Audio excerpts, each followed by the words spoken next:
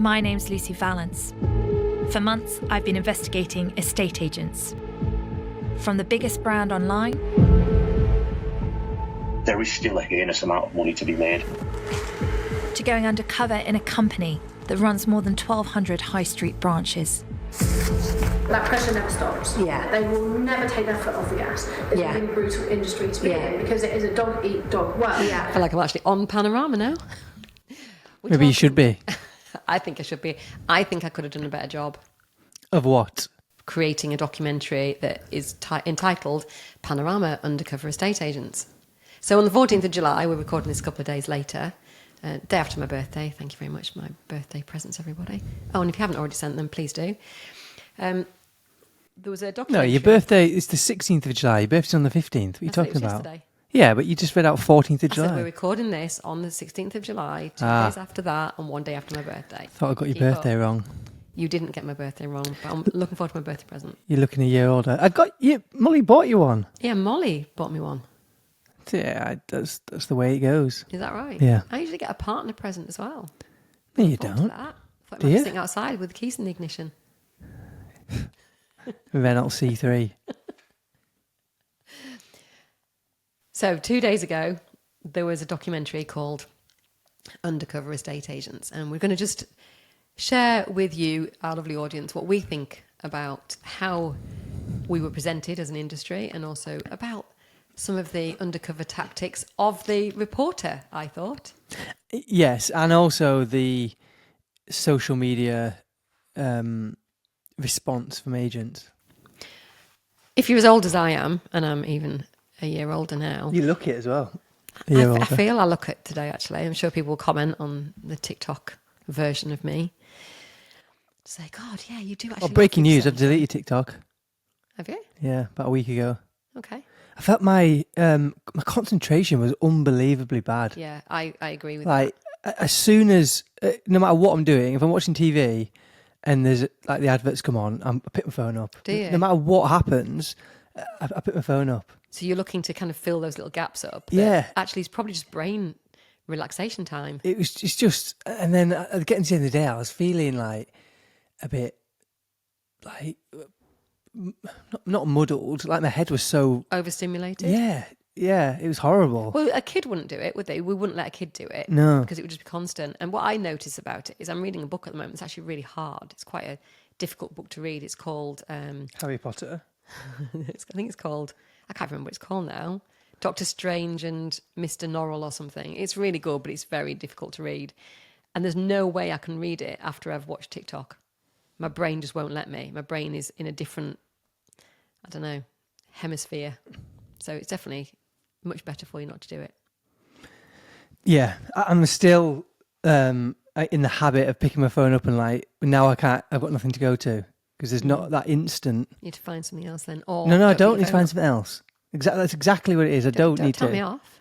I need to get out of it. There's no need. Maybe you need to find something else to do other than your phone. I need to learn just to sit there. It's okay to sit there. I don't need entertaining every second of my day.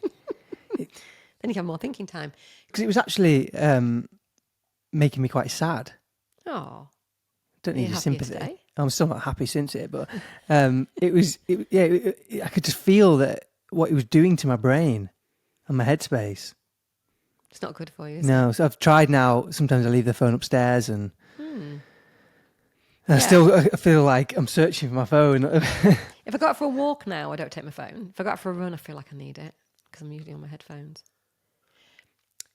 About 25 years ago, I'm going to guess, and somebody will tell me otherwise, I'm sure. Maybe 20 years ago, actually. There was a documentary which featured Foxtons, and I thought it was called the same thing, Undercover Estate Agents, something very similar. Should have found it, actually, before this episode. And it... What are you doing now? Finding it. Thank you. He's just picked up his phone. Going on TikTok.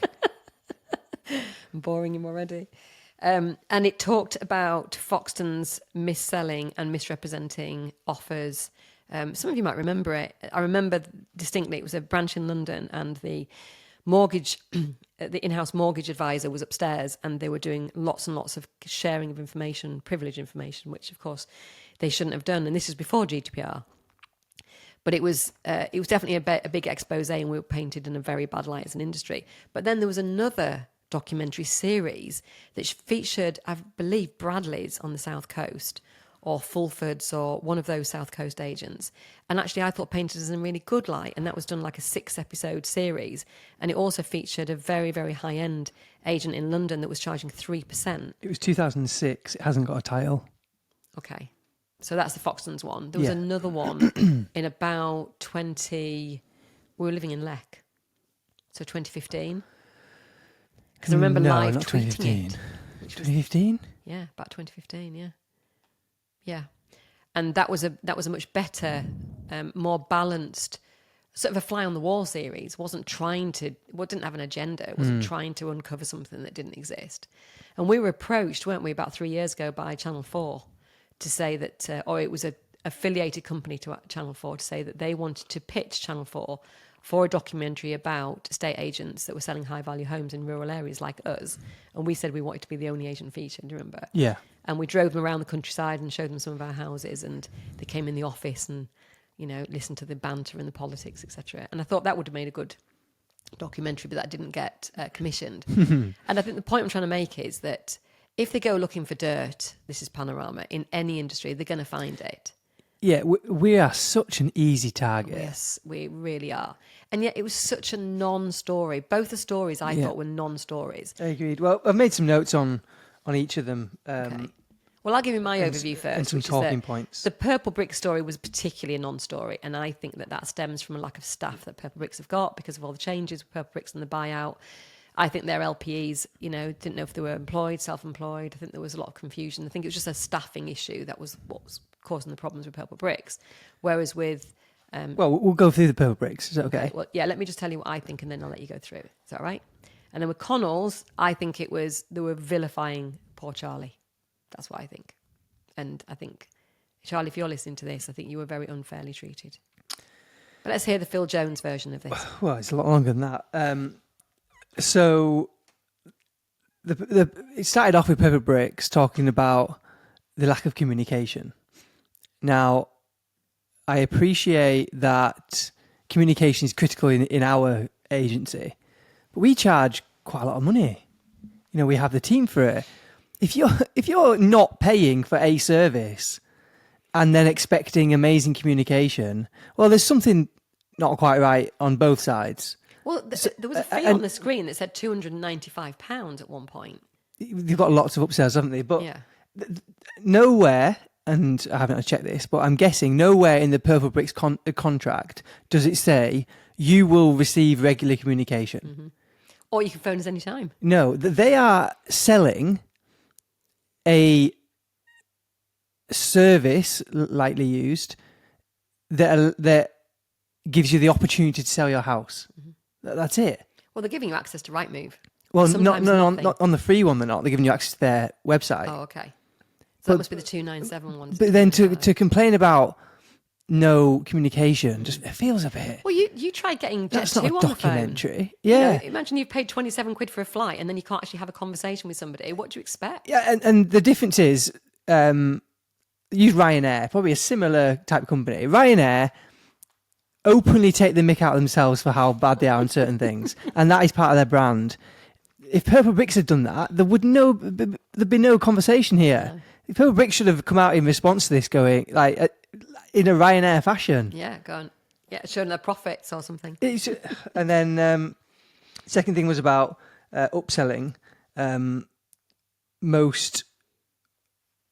It said something like most would expect access to Rightmove for selling a home. Mm-hmm. That's fine. They've not said to you anything else. There's a free level that if you want to sell your home on our website, that's it. Mm-hmm. Rightmove is X. There's free levels of everything that don't give you access to everything. But how many other industries upsell? Mm. It's business. It's part of business. It is actually because we're supposed to be trying to make money. Yes, exactly. And that's the whole thing I watched. And there are some things that I wouldn't want our team to do and are on the edge. But we are a business. We're here to make money. Well, if they'd done the same with the car showroom, they would have heard the same kind of any banter. industry whatsoever. Yeah, talking about targets. I mean, selling EE phone contracts. I bet they have that kind of conversation. Incentive for referrals. Now, when you rent a car, the amount of things they try and upsell you that you do not need, where's their Panorama? It's part of business, isn't it? You get people in a low price product and you try and upsell them. So I watched this with my partner, who knows actually nothing about estate agency, and even he said it was a non-story. He said he couldn't see what the problem was with anything that they were reporting. Yeah, and then they tried to have a go at the area manager or whatever he was, using terms like make loads of money or offering incentives for them to upsell. That happens in every single industry. Every single industry. I was once on a phone call with a family member or past family member who hasn't died, who worked for a phone company. I was in the car, and they have a morning meeting, and that whole morning meeting was about upselling and incentives, and if you sell this amount of phones today, you'll get X, and I can't see. Well, what's the difference what the between story what they're is. doing and us sending the team to New York next year for making their target? It felt like, and look, I'm no fan of purple bricks whatsoever, as I'm sure. It's just a business regular model that listeners some know. people. It's just a model. like. Yeah. And if you believe you're going to sell your home for free when all the other agents charge 1% to 2%, You get what you pay for. you get what. Oh, yeah. In fact, you get what you don't pay for. If there was a hotel, right, that offered free beds, you would expect that they would be upselling like crazy on breakfast, on pillows, on duvets, It's on probably not lights. going to be a very nice bedroom. It's just, it's frustrating. The Lost Keys bit looks bad, and it actually is bad. But also, there can't be many agencies out there that are 5+ years, that have been around for 5+ years that haven't lost a pair of keys. I agree. It happens, doesn't it it? does. It happened to us in our first year, and you learn from it and put processes in. But it's still human error. It's not. You can't. It's not worthy of a documentary. It's not worthy. No, it's not. And then there was slating, and Mr. Money Supermarket jumped on this as well about the sales manager saying, because obviously the conveyancing is expensive. Of course, it's expensive. Of course, it's expensive. They've got to make the money somehow. Yes, exactly. And don't tell them to shop around. Well, when I go into a valuation, I don't go, yeah, why don't you get this person and this person and this person for comparison? Do you? Of course you don't. If you ring up EE or you ring up Virgin Holidays to book a holiday, they don't go, Tell you to go to have you tried competition." ringing Disney? See what they say. Well, I suppose the argument there would be because they're supposed to be impartial, but how can you think they're impartial when they come as a package with the house selling process? Yeah, and change the law. Yeah. And I know you're not allowed to do, what's the phrase? Beginning with C, selling. Conditional selling. I get that, but that's such a grey area. If you're trying to upsell to make more money, and how many agents that we've seen comment and post on Facebook on their high horse also do it. Oh yeah, definitely. I think as well, if you think about it from a buyer perspective, let's say, let's say a seller perspective. So the seller could either pay us 10k and we don't take a commission on the mortgage, or we charge a commission on the mortgage, or the mortgage, we get a commission on the mortgage broker's commission. So we get referral, and then we charge them 5k for selling the house. If you asked a seller what they would prefer to do, they probably prefer to do the latter because it makes no difference to them, or they don't think it does. It's not going to make a difference to their mortgage payments, is it? No. So actually what we're doing is, well, we're not doing this, but what they're doing is keeping costs down so that they can charge less, maybe 1% or 0.75%, and still not adversely affect the finances of the seller. No. I think one part that is a negative on the industry and will get people questioning things is they used to, and they say they don't anymore, pay staff commission on reductions. That feels a bit... I don't like that. I mean, I can, We've always again, talked from a about business this. side of it, I can understand it. But that feels a bit It's a bit icky. Yeah. It is. I agree. It's It's morally dubious, that. Yeah, I think if that was investigated, I mean, they could probably, well, if they could prove in certain circumstances that it was the best for the client, then, but still, there's no need to pay commission on that reduction. That feels wrong. So that is definitely one thing. Again, still not worthy of a Panorama documentary, but They strung it out, didn't they? yeah. What else was there?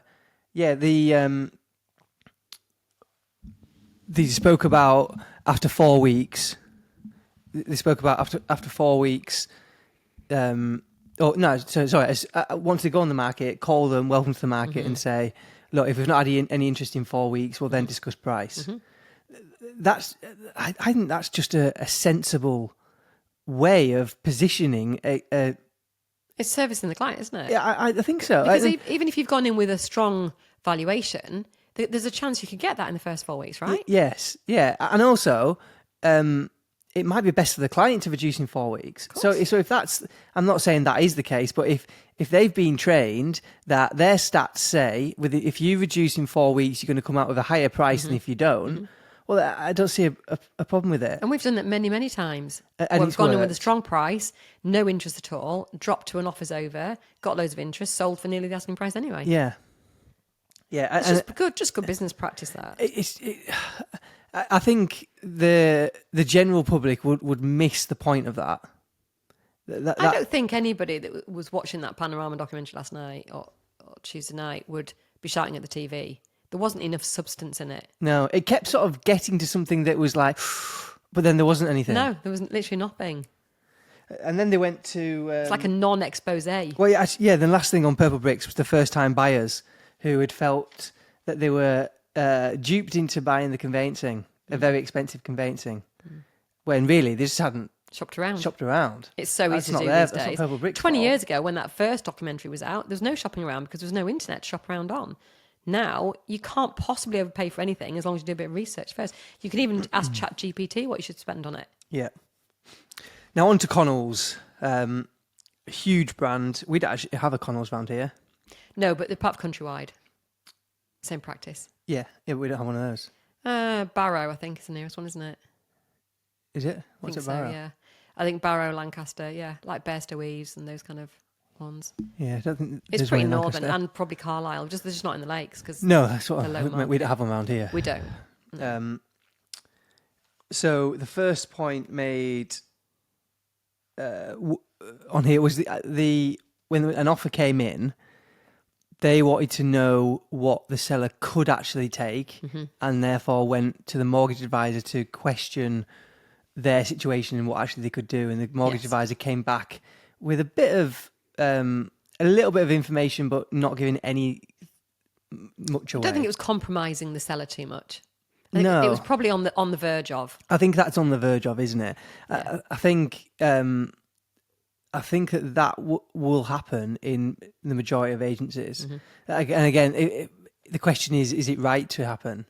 Well, the challenge I've got with it is I don't think that the agent should have access to any privileged information that the mortgage advisor has got, that the mortgage broker has got on that client. Yeah. So really they're on, potentially even opposing sides. They shouldn't really converse in that way.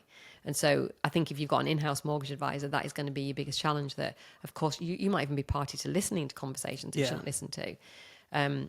So I think that it is problematic, that, and it's something we've talked about a lot since we opened, and it's what Foxtons did get slated for, as I said, back in whenever it was. When was it? 2007. 2006. 2006, yeah. Yeah. That even predates Facebook, that. Yeah, I think that I can see why it happens, and I can see it will still happen and probably happen in the majority, but I think that a seller would not be pleased about that. No, and also what I would question is, what she called Charlie, is how is she going to use that information?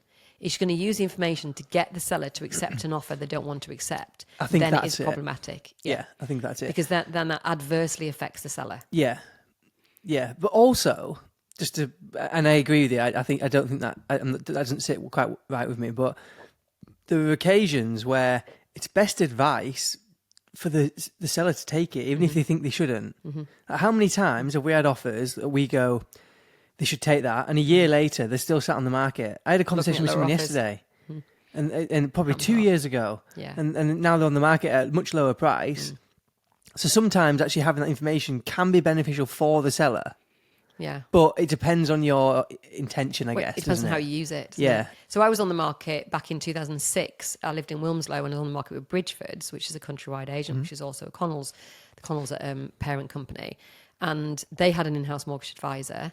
And I had a phone call from the branch manager to say that the buyers of my house who had offered, I can't remember what it was, let's say it's 380 on 400. I said, do you think I should take it or do you think I should wait? And she said, I've chatted to the mortgage advisor and they can afford more. And that is compromised information. It's compromising the buyers. Obviously, it benefits the seller, me, Yeah. but she shouldn't have done that. No. Because that is privileged information. When that buyer sat down with the Bridgeford's mortgage advisor, they would have assumed that that was confidential. Yeah. And it wasn't. But there should be, I think there should be regulation where there should not be an overlap at all. It should not be allowed to be an overlap. Yeah. Well, they should never It's be too discussing it close. or even finding out. Well, you shouldn't be allowed to have a mortgage advisor sat in an agency. What, actually in-house, you mean? Yes. Yeah, but you can have a solicitor And in it there, shouldn't be can't you? connected. Yeah, but I don't think you should have that either. I No. think they should be separate entities. Separate To avoid office, this, yeah. you cannot expect agencies that are businesses that have directors and shareholders sometimes to not have these conversations when you allow them to be in the same office. It is crazy. So you think that one of the answers to this is not to have them in the same building? I think one of the answers of this from a legal point of view, I don't necessarily want it to happen because people make a lot of money out of it, is that you split the entities and they're regulated separately. And you know when you have a big firm of solicitors and two partners can act for two different opposing Yes. entities. Yeah. Similar thing. I think that's problematic because what do they talk about in the morning meeting? What do they talk about in the hallways? Yeah. And if you overhear a conversation, because if you're on opposing sides, that is very easy, isn't it, for the wrong person to get the wrong bit of information? Yeah. Buyer seller, same sisters. Yeah, it is. Yeah. So it is problematic. But going back to what Charlie was doing, she was just doing what she'd been taught to do. Yeah. So they kept saying that Charlie was under pressure. Charlie's boss is also under pressure. Yeah. And Charlie's boss's boss is probably under It was, pressure. it was the Connell's policies that were at fault, not Charlie. But it's not, I don't even think it's Connell's policies. It's just business. It's the way it runs. Like in every single industry, it's the way it happens. The KPIs all fall down and the pressure builds until you get to the bottom. I don't think that there was nothing I saw where felt like Charlie made a decision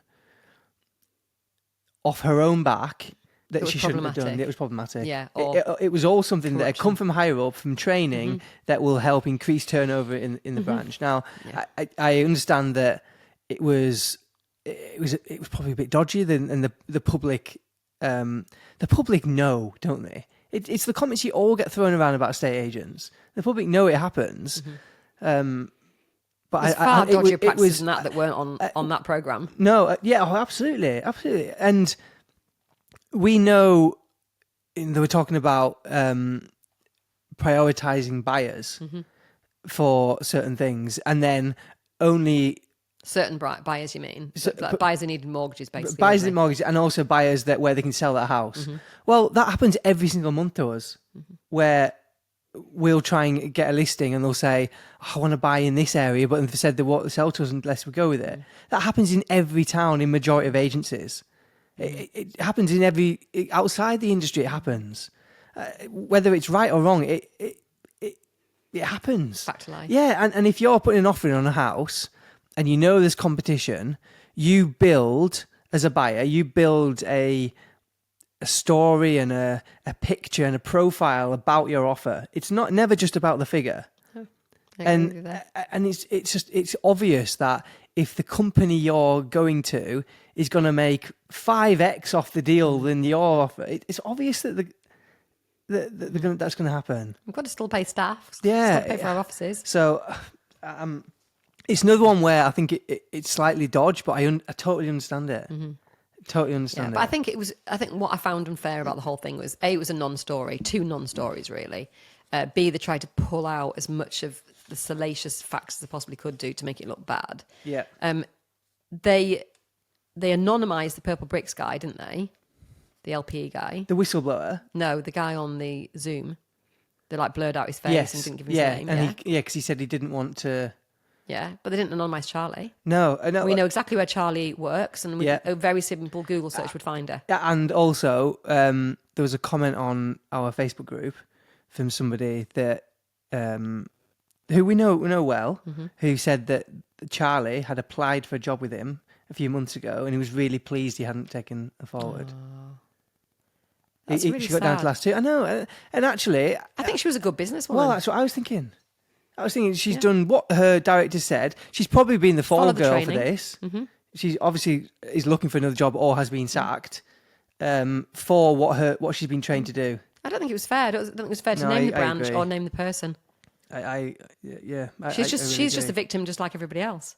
It's so unnecessary to name her and make it who she is. It's just so unnecessary. Why is the whistleblower ID hidden? Yeah,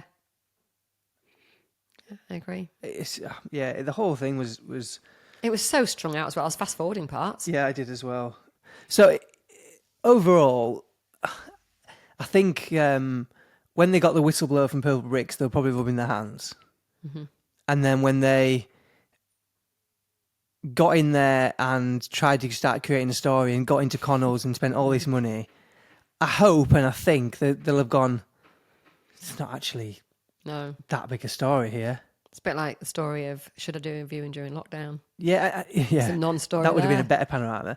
and maybe because we're in the industry and we see how the things that happen and whatnot. And I think it's important to say that all those dodgy things, or the majority, don't happen in our agency. But they don't happen in our agency because we don't have those things. There's not an option for it to happen. No, and also I don't think anybody watching that with any experience at all of buying or selling houses, I don't think they would be alarmed whatsoever by what they saw. No, I think don't it's going to either. be complete rookies that have never bought or sold a property that feel like it's now a complete minefield. Yeah, and a standard one, which will happen in every single agency, if you've got a developer that consistently sells with you and a plot of land comes up and 2 competitors' offers go in, who are you selling it to? Of course you are, yeah.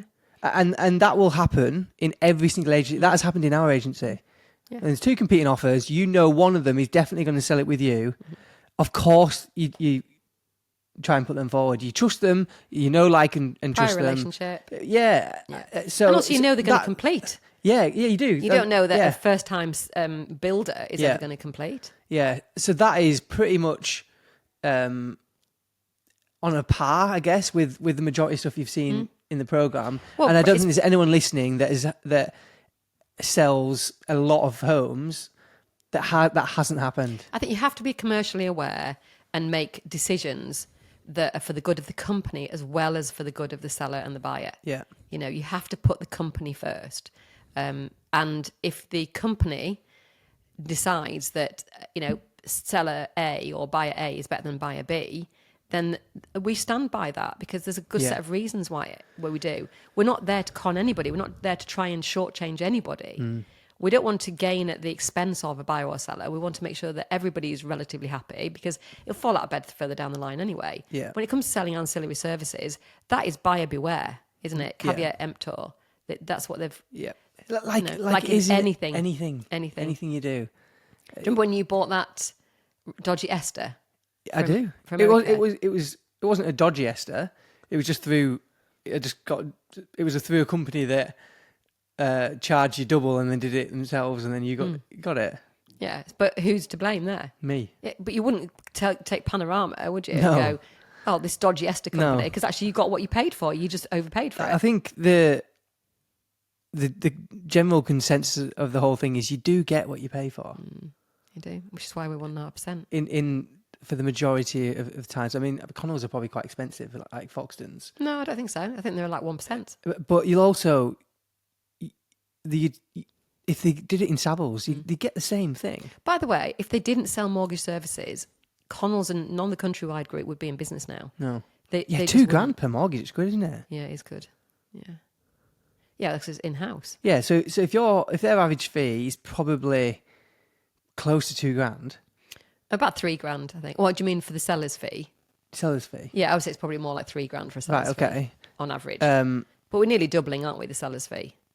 To nearly double it for not much work when you've already worked hard to get that lead in is a no-brainer. Yeah. So I would ask the industry if you're one of the ones that have jumped on your high horse and posted on Facebook how they were an easy unbelievable target, it like is. you It's say. an easy target, Yeah. I don't think you get any credit from doing that. We all know, and the public know, really what Purple Bricks is, and the people that go with Purple Bricks, the first time buyers, etc., will still go with Purple Bricks.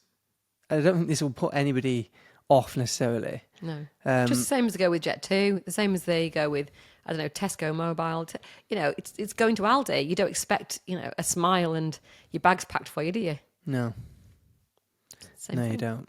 And I hope someone takes a chance on Charlie. Actually, Charlie, if you're listening to this, let's get you on the pod. Yeah, and I think the laws should change around these documentaries. Yes. You shouldn't be able to just ruin someone's career like that. When I still don't think. Well, if it was a criminal prosecution, you wouldn't have been allowed to name her. No, So how come she's been tried by the general public? no, and they covered her face, And then said she was Charlie in Connell's in Abingdon, Yeah, they didn't need. Is it Abingdon? Is that what it was? Yeah, just outside Oxford. I know, that's why I stay when I travel down to Southampton. Oh yeah, you do. I always say to Noah that you can't get your fun by ruining other people's fun. He told me that. So he's remembered that and told me. Yeah, good. He said something like, your fun shouldn't be at the expense of other people's fun. Yeah, that's what I say. Is that what you say? Yeah.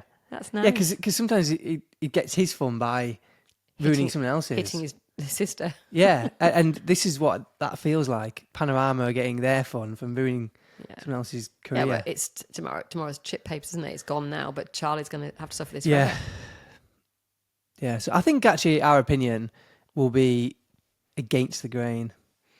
Possibly. Well, I don't think it's against the grain privately. I think people are just loving to be on this bandwagon. Oh, well, we would never do that. That is outrageous. But I think that the industry needs to take a long. We've hard heard look way at worse, itself. haven't we? Yeah. Yeah, and yeah, as I say, it happens locally when I'm trying to buy a house. It definitely happens with other local agents. Of course it does. Yeah. Part of the game. Let us know what you think. Send me an email, sam@ajmastermind.co.uk, or send us a message on the Facebook page. And Charlie, if you are listening, serious proposition is let's get you on the podcast, because we'd love to hear your side of the story. And we are better interviewers than Panorama.